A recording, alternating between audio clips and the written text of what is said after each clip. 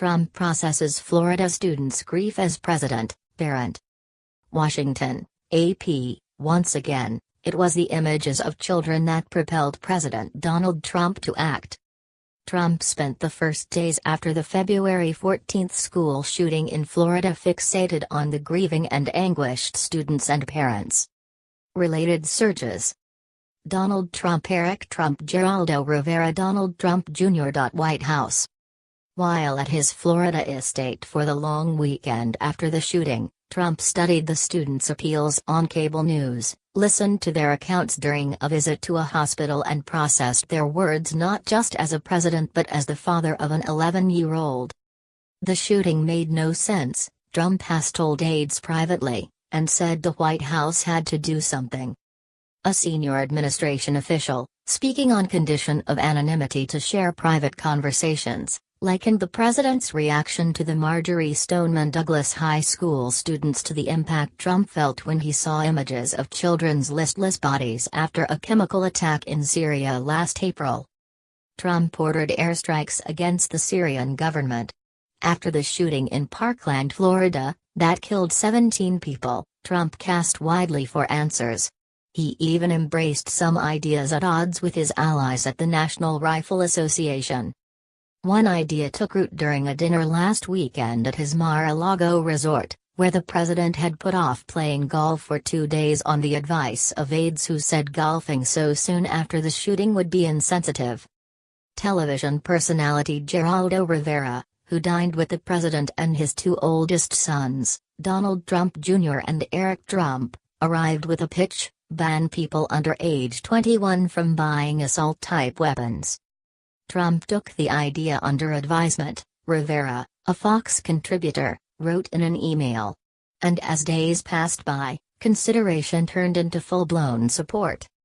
The savagery of the wounds inflicted by the AR-15 shocked and distressed him, Rivera said. Before the weekend was over, Trump was weighing ideas from imposing new gun controls to arming school officials.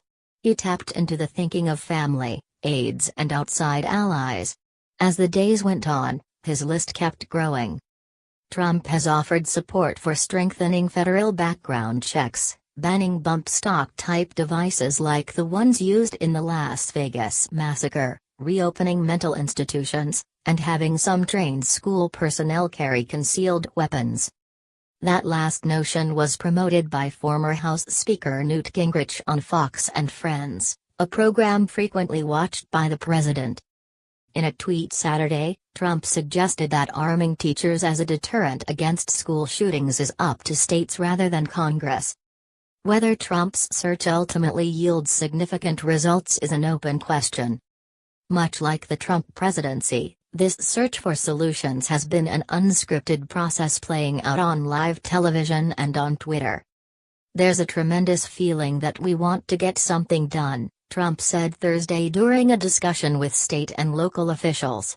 "And we're leading that feeling, I hope." Throughout his meetings, Trump kept coming back to the students. A week after the Valentine's Day attack, he hosted an extraordinary and cathartic session with surviving students and grieving parents in the White House's state dining room. The unscripted event unfolded as a televised national morning session. Heading into the event, aides were nervous about how it would go. Trump, never a natural at emotional language, grasped for the right words. "I know you've been through a lot. Most of you have been through a lot, more than you ever thought possible," he said. "More than you ever thought humanly possible. And all I can say is that we're fighting hard for you, and we will not stop. We will not stop. We're going to get there. And I just grieve for you." He clutched in his hands a note card listing numbered questions and talking points for the conversation. The last one: "I hear you." Perhaps the powerful moment came when Father Andrew Pollock stood, flanked by his sons, and offered an anguished appeal to Trump to fix this problem now, albeit too late to help his own daughter, Meadow. "King David Cemetery, that is where I go to see my kid now," Pollock said. The moment stuck with Trump. On Friday, he spoke of Meadow's beautiful, beautiful smile and a beautiful life so full of promise.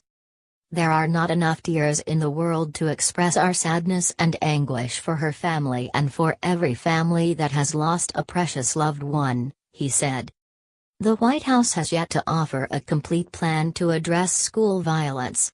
But by week's end, Trump felt like the discussion itself was evidence of progress. "We're well on the way to solving that horrible